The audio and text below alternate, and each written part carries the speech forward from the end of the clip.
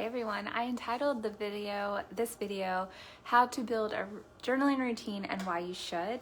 As a life coach, I'm obviously focused on helping you guys learn how to manage your thoughts. And the reason why is because thoughts are very indicative of what's going on in our emotional life. They have a lot of power, so to speak, over the choices that we make, because what our thoughts are doing is giving our brain food on what is going on in our life. And so our brain is constantly trying to match what we're thinking. And that is why it's very important that if we are going through a difficult struggle or time, we really get to the root of it. And often it's what we're thinking about. The Bible speaks a lot about our mindset, renewing our mind, being mindful of what's on our tongue, what we're saying, and all of that stems from what we're thinking. And so it's very important that we are taking intentional action to better our mind and have a healthier mindset. And that's why I want to talk to you for a moment about journaling, because journaling is a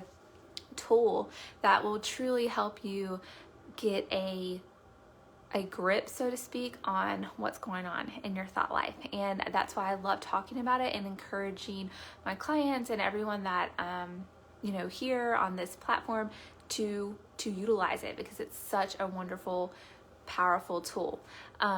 Just logistically speaking, or basic level understanding, journaling is going to help with your mood. It's going to help you with creativity.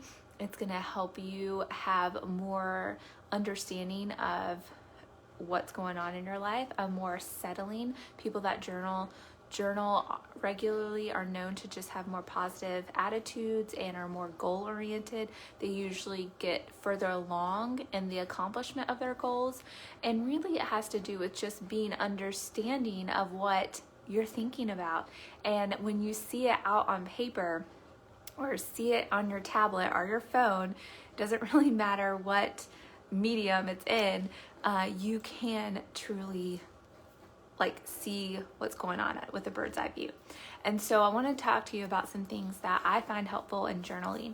People will talk a lot about morning routines or quiet time, and those are aspirational things. I think they're very healthy for anyone, especially a Christian, to have that quiet time with God. Some people will have a journal that they will write their prayers out in. Some people will have a journal that they are writing their to-do list in.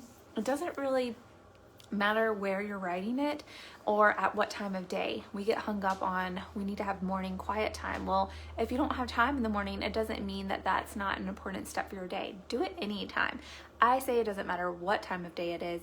I do find though that if you do it in the morning, you tend to have a more introspective outlook on your day, which makes your day a bit more productive. I think that's why a lot of people lean towards trying to establish this routine in the morning, because they just can go about their day in a different mindset. They can kind of nip negative feelings or negative attitudes that they wake up with in the bud and continue on their day in a much more mindful, joyful manner. And so I would encourage you, try it in the morning. If you're starting this routine, try it in the morning and see how it fits and how it feels. If you can't get to it in the morning, do it before you go to bed. A lot of times that's when I get it done. My mornings kind of get packed, and I'm trying to do my workout in the morning and get the kids up and get them ready, get me ready. Days that we have school, I'm packing lunches and doing all this stuff. So sometimes my mornings easily get away from me. So at night, I do it before I go to bed, and it truly helps me go to sleep. I think that's another great time to do it. I don't know if you're like me, but when I go to bed, I tend to have all the ideas, all the things I need to do. It's just full panic rush on my mind as soon as I lay down to go to sleep. So journaling at night is a helpful thing too. I have a journal beside my bed, and oftentimes I'll use my phone in my notes, because sometimes what I'm thinking about at night is all the things I didn't accomplish during the day. And so I need to write them down so I don't forget for the next day. So that kind of jumps into, what are we journaling about? Well, here's the beauty. It could be anything. And this is what I always encourage people to do. You don't have to have a specific way or specific questions that you answer every time. you can do it that way. And some people like to have that. They like to have journal prompts. They like to just have like the same questions that they ask themselves every day and kind of reflect on how that day was. And there are tools. There's journal prompts, journal books that you can buy, and it'll give you a journal prompt for every day. You can Pinterest them. You can look them up on Pinterest. There's thousands of journal prompts on Pinterest. So maybe you're not particularly have anything at the top of your mind. And so it might be good practice to just get on Pinterest and look up journal prompts and use that to start, giving you something to work with, right?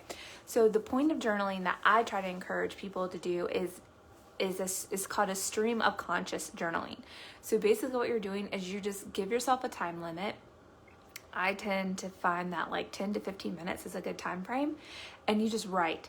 And what you're trying to do in this moment is not filter your thoughts. So if you're using a prompt, you're going to filter your journaling through that question that you're answering, right? But if you're not using a prompt, which is what I do encourage you to try and do, is to just write. So you're going to be kind of astounded at what comes out sometimes, because when you're not filtering your thinking, you're just writing down what's popping in your mind. And subconsciously, a lot of emotions that you're struggling with, conflict that you're worried about, stress that's overwhelming you, deadlines, projects, all these things that you're trying to keep up here or push away or ignore, they're going to just bubble up. And it's good to journal them, because if you're someone that doesn't really address a lot of the feelings that you're having, or you're not even sure why you're just upset or angry or sad, those emotions are going to come out one way or another. So this practice of journaling really helps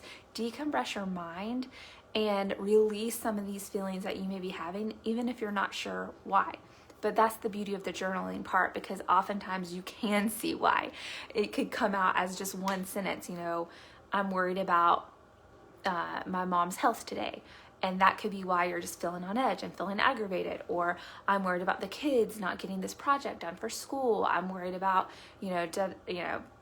an argument I had with my husband yesterday, and we never finished talking about that. So even if you're pushing it back when you're journaling and you're not trying to like filter your thinking, it just comes out. So the biggest point I want to make is, if you're going to journal, try not to think about what you're writing down. Just write it down. And a lot of people, if you're like me, I'm this way. I'm kind of like, I guess it would be like a type A person, where things need to like be in a certain order and make a certain sense and make sense and, have an organized thing. And so when I first started journaling, I would try to, make all the sentences make sense and connect to each other. And then that would make me filter my thinking and instead of just dumping it.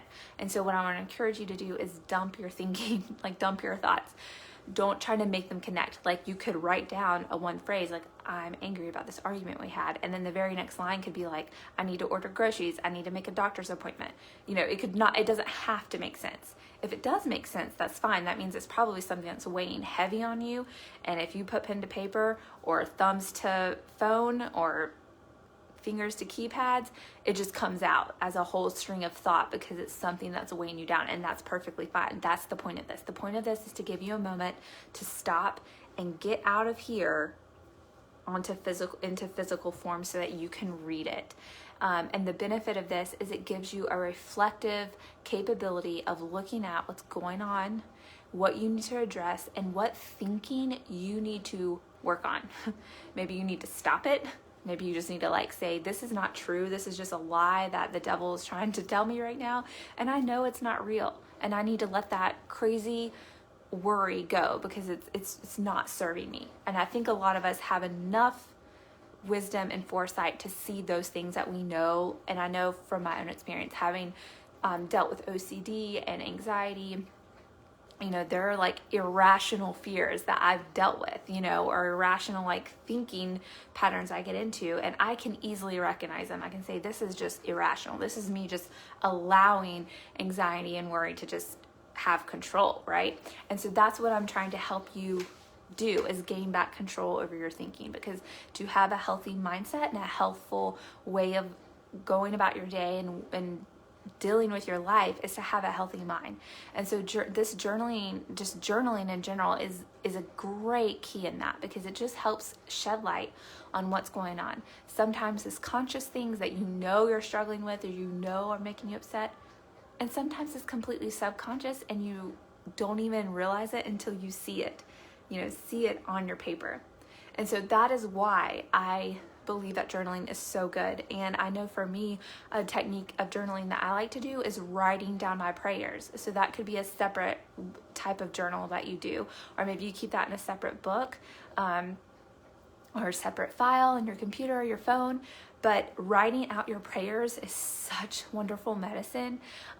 Number one, it's a really cool way to track God, like being in your life. Not that you need to track him, but I know for me, it just, as someone who kind of likes to micromanage and things like that and be in the details, to see prayers that I have just prayed and constantly brought before God, to see how revelation happens with those, is such medicine to my faith and is so encouraging.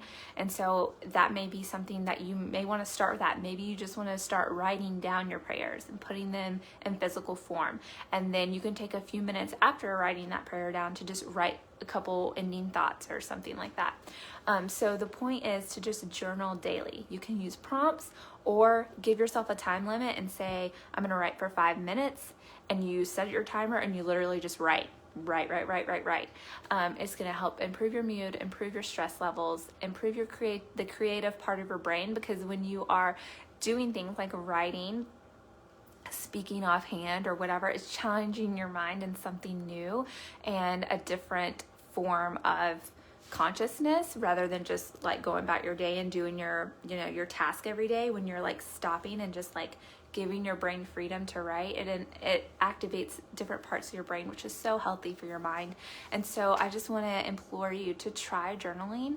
You don't have to be going through anything. Just journaling in the mundane will be so helpful for you to see God working in your life, to see the things that maybe you didn't even realize were things going on that are causing you to have certain emotion, or wake up sad, or maybe it's just to show you the things that are going well. Maybe you just journal about how grateful you are, how thankful you are, how God has showed up in a certain current circumstance, and then that just gives you such comfort and hope and peace when you are going through bad things. Like, you can go back to that page and look at it and be like, gosh, this is what's so right about my life, even amongst the wrong, or the hard. And so journaling is just a wonderful tool, and I encourage everyone to do it. So if you've been wondering whether you should journal, I'm your voice of reason today and telling you, yes, you need to journal. Whether you use a prompt or you just get out a blank sheet of paper and just write for 10 minutes in the morning or at night before you go to bed or on your lunch break, whenever it is, just do it. And I know you will see benefits from it. All right, guys, if you have any journaling tips you want to share with anybody, with all of us, drop them in the comments below, and I will talk to you soon. Bye for now.